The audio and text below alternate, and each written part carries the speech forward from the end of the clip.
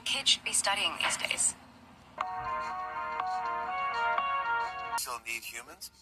Not for most things. We'll decide. I mean, Bill Gates. So Bill Gates says in 10 years, like AI will probably do what doctors and teachers do, and then said humans won't be needed for most things. It's like the 20th most important story. Jobs are we're born to do jobs. Jobs are an artifact of the shortage.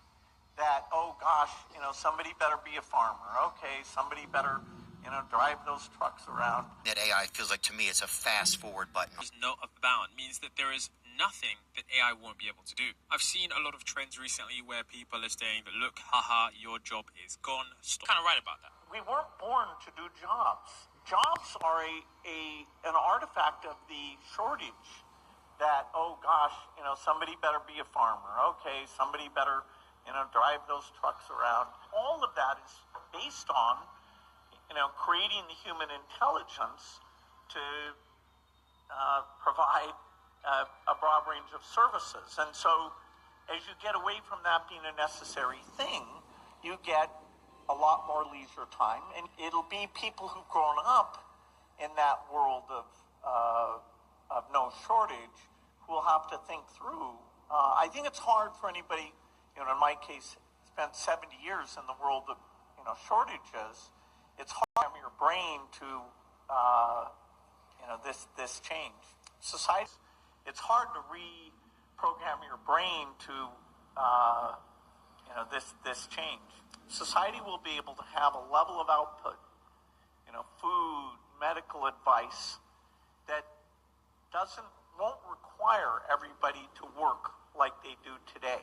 We'll have a choice. I mean, we can say that the machines shouldn't help with certain things. We can confine them to certain areas if we choose to.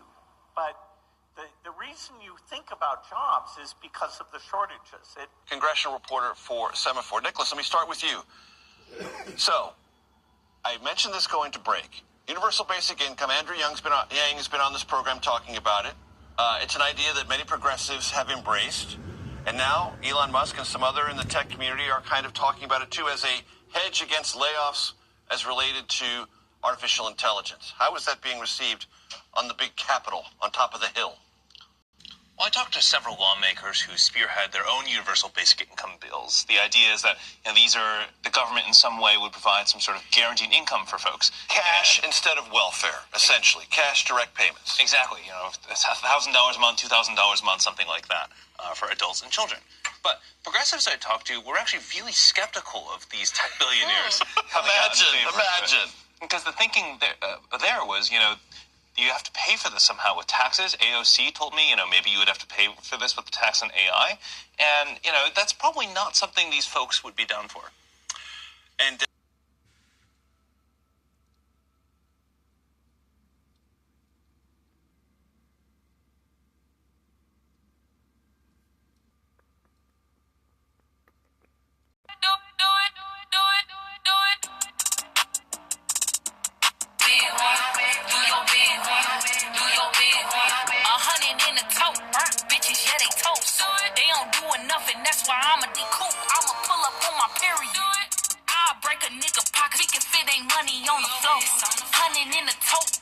What if you could pay for your shopping with just a wave of your hand? This RFID chip works just like a contactless card. It's implanted into your hand, and once it's there, you can pay for groceries, open doors, and even unlock your car.